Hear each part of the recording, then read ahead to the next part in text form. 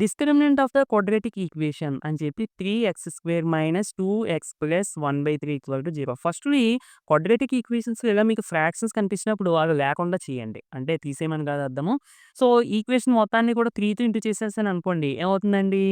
Both sides కూడా. So, 3 × 3 9x², 3 × 2 6x, 3 × 1/3 3 పోయి 1 ఉంటుంది. అది క్యాన్సిల్ అవ్వడం కోసం నేను 3తో ఇంటూ చేశాను. దట్ ఈక్వల్ టు 3 × 0 అంటే 0. ఇప్పుడు కంపేర్ చేసుకోండి. ax² + bx + c = 0. అంటే ఏ వాల్యూ ఎంతండి? 9, b value -6, c value 1. Okay. ఇప్పుడు discriminant delta equal to b² - 4ac. So, that equal to b² అంటే -6 హోల్ స్క్వేర్ -4 ఇంటూ a అంటే 9, c అంటే 1.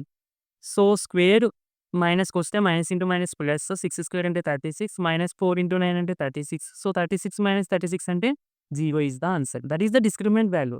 ఇప్పుడు మనకి డిస్క్రిమినెంట్ 0 వచ్చింది కాబట్టి రూట్స్ ఎలా ఉంటాయండి? Real and equal. ఓకే. ఇది కూడా మీరు చూసుకోవాలి.